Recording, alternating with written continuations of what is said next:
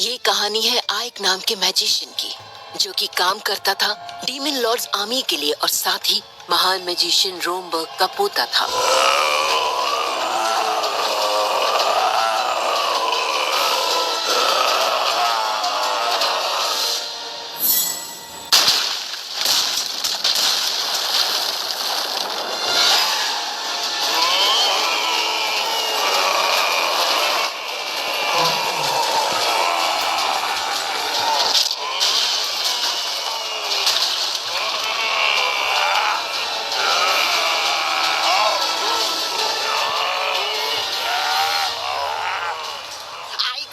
हमें किले का दरवाजा तोड़ देना चाहिए। तो नेक काम में देरी किस बात की?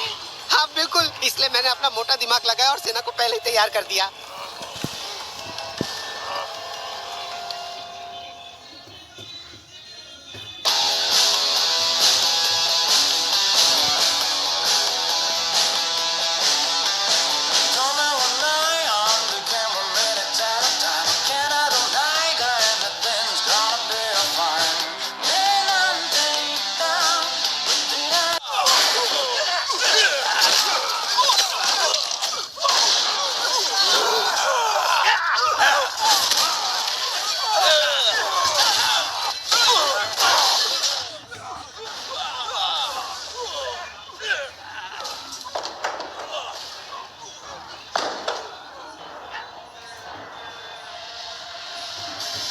मैं जानता था कि तुम यहाँ जरूर आओगे, डीमन लॉर्ड्स आर्मी के कमांडर।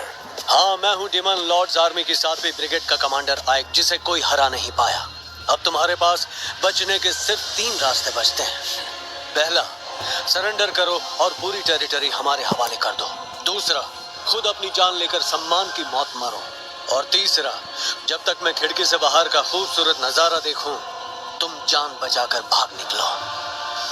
अच्छा, शैतान होने के बावजूद मुझ पर एहसान दिखा रहे हो। माफ करना, पर मैं तुम्हारे बताए रास्तों पर नहीं चल सकता। मालूम था ये आसानी से नहीं मानेगा। अब भुगतो।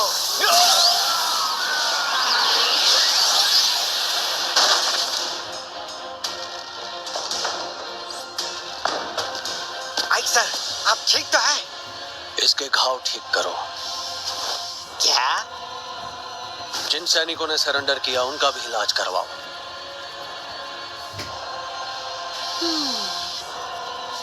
पलक झपकते ही आर्सेनम खत्म। सोचा नहीं था कि सिर्फ एक हफ्ते में आर्सेनम हमारा हो जाएगा। मैं जानती थी इसके जैसा और कोई हो ही नहीं सकता।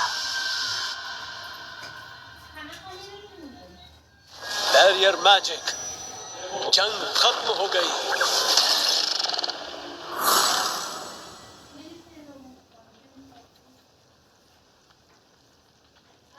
अगर मैं ये कहूं कि इतने लोगों को मौत के घाट उतारने का मुझे अफसोस नहीं, तो इससे बड़ा झूठ हो ही नहीं सकता।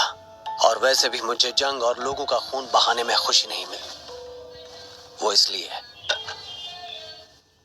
क्योंकि मैं भी एक इंसान हूं, ना कि एक शैतान। और मेरे गुरु रोमबर्ग एक महान जादूगर थे। गुरुजी सभी सभ्यताओं और ग्रंथों के ज्ञानी थे, जो पहले कभी इस दुनिया में हुआ करती थी।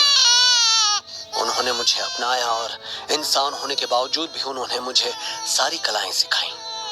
गुरुजी ने मुझे हर तरह का ज्ञान और जादुई कला के बारे में बताया, लेकिन अपने आखिरी पलों में उन्होंने मुझे गौर देकर कहा कि उस खोई हुई सभ्यताओं के बारे में किसी को ना बताऊं, वरना तबाही मच जाएगी। एक और बात उन्होंने मुझसे कही। मेरी बात ध्यान से सुनना, चाहे जमीन आसमान एक हो जाए, ये पोशाक और मास्क कभी मत उतारना। तुम्हारी असली पहचान दुनिया के सामने आ गई तो डीमन लॉर्ड तुम्हें माफ नहीं करेंगे। ठीक है साहब।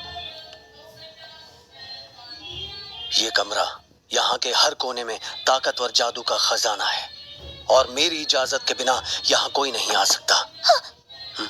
ये आवाज कैसी? ये क्या?